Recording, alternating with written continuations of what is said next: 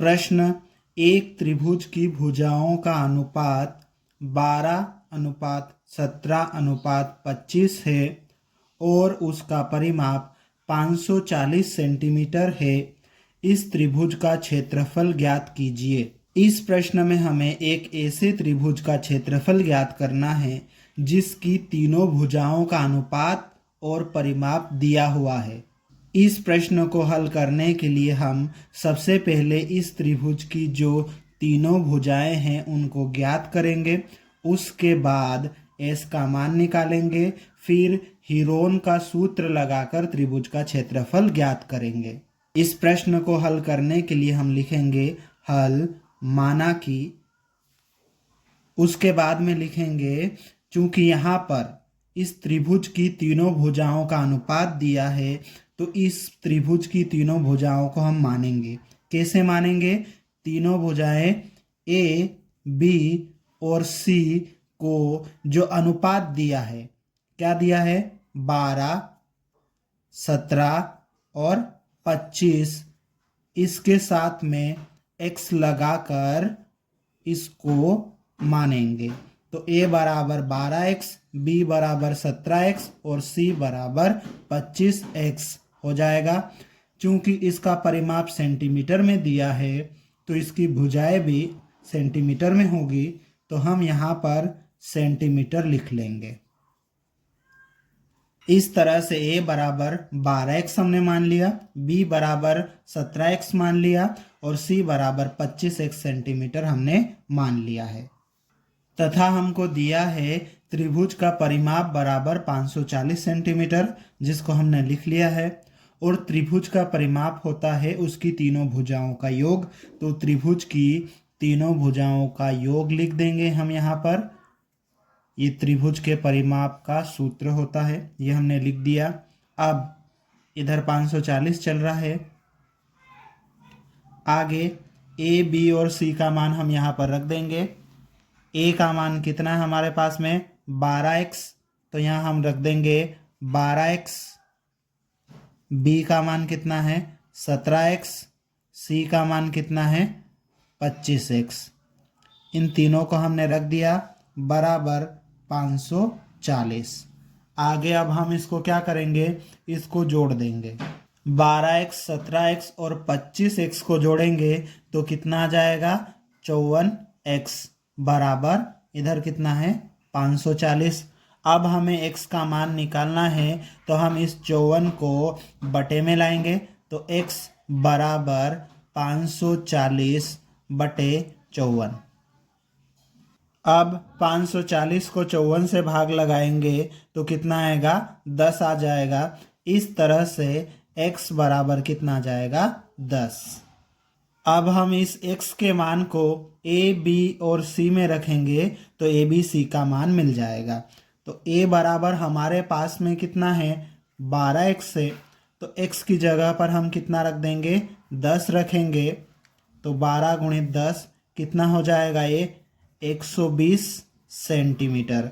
तो इस तरह से a का मान कितना आ गया? 120 सेंटीमीटर। अब b बराबर कितना हमारे पास में? 17x है, तो x की जगह पर हम x का मान 10 रखेंगे। तो इस तरह से b का मान कितना आ जाएगा? 17 गुणित 10 170 सेंटीमीटर आ जाएगा। तथा c बराबर कितना हमारे पास में? 25x है, तो x की जगह पर हम रख देंगे 10। 25 गुणित 10 कितना हो जाएगा? 250। तो c बराबर आ जाएगा 250 सेंटीमीटर। इस तरह से हमारे पास में त्रिभुज की तीनों भुजाओं की माप आ गई है। अब हम इससे s निकालेंगे और उसके बाद में हीरोन के सूत्र में a, b, c और s का मान रखेंगे और त्रिभुज का क्षेत्रफल ज्ञात करेंगे। अब s बराबर हमारे पास में सूत्र होता है a plus b plus c बटे 2। यहाँ पर a, b, c इन तीनों का मान रख के जोड़ो और उसको 2 से भाग लगा दो तो s मिल जाता है। a plus b plus c बराबर 540। हमको मालूम है इन सबको जोड़ेंगे तो 540 ही होगा, ठीक है। तो डायरेक्ट हम क्या करेंगे? a plus b plus c की जगह पर 540 रख देंगे और उसको 2 से भाग लगा देंगे। अब 540 को 2 से भाग लगाएंगे तो कितना आएगा? तो आ जाएगा हमारे पास में 270। इस तरह से एस बराबर हमारे पास में कितना आ जाएगा? 270 सेंटीमीटर। अब त्रिभुज का क्षेत्रफल बराबर करनी के अंदर एस कोष्टक में एस माइनस ए, अगले कोष्टक में एस माइनस बी, अगले कोष्टक में एस माइनस सी, ये हमने हीरोन का सूत्र लिख लिया है। अब हम इसमें एस, ए, बी और सी का मान रखेंगे और त्रिभुज का क्षेत्रफल निकालेंगे। ठीक है, तो बराबर करनी, उसके अंदर है एस, एस का मान कितना है? 270, तो हमने रख दिया 270। फिर कोष्टक के अंदर एस है तो कोष्टक के अंदर एस का मान रख दो। फिर माइनस ए का मान कितना है? ए का मान है हमारे पास में 120, तो ए का मान रख दिया। अगले कोष्टक में 270 माइनस बी का मान कितना है? बी का मान है हमारे पास में 170, वो हमने रख दिया। फिर अगले कोष्टक में हम रखेंगे एस का मान 270 माइनस सी का मान कितना है हमारे पास में? 250, वो हमने रख दिया।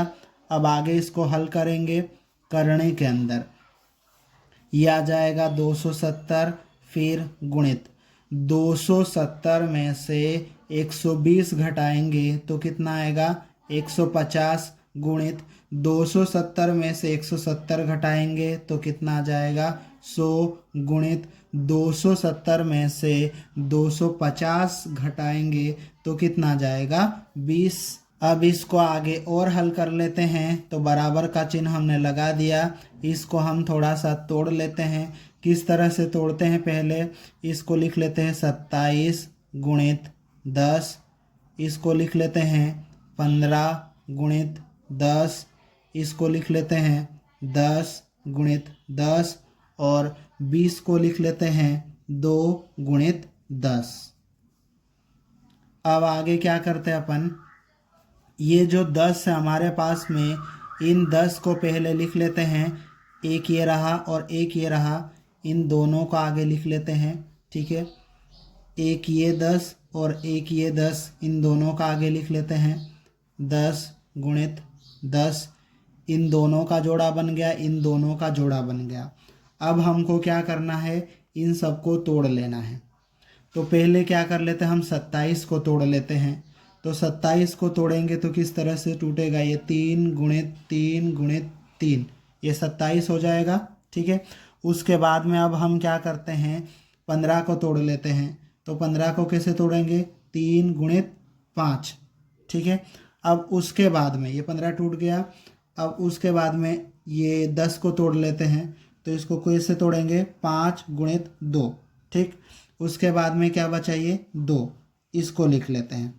ये 3 का जोड़ा बन गया, ये भी जोड़ा बन गया, ये भी जोड़ा बन गया और ये भी जोड़ा बन गया। इस तरह से सबके जोड़े बन गए। अब हम क्या करेंगे? हर जोड़े में से एक एक संख्या निकाल लेंगे। तो यहाँ से आ जाएगा 10 निकल जाएगा, यहाँ से 10 निकल जाएगा, इस जोड़े में से 3 बाहर आ जाएगा, इस जोड़े में से 3 बाहर आ जाएगा, इस जोड़े में से 5 बाहर आ जाएगा और इस जोड़े में से 2 बाहर आ जाएगा। अब हम क्या करते हैं? इनका गुणा कर लेते हैं। 2 और 5 का गुणा करेंगे 10, 10 कितनी बार हो जाएगा? 3 बार। गुणा करेंगे तो कितना आ जाएगा? 1000 आ जाएगा। फिर 3 और 3 का गुणा करो, 9 हो जाएगा। तो इस तरह से ये आ जाएगा 9 गुणित 1000, कितना हो जाएगा? 9000। ये हो जाएगा हमारा त्रिभुज का क्षेत्रफल 9000 वर्ग सेंटीमीटर। ये हमारा उत्तर हो जाएगा। यदि आपको वीडियो पसंद आया हो तो वीडियो को लाइक करें और इस चैनल को सब्सक्राइब ज़रूर करें।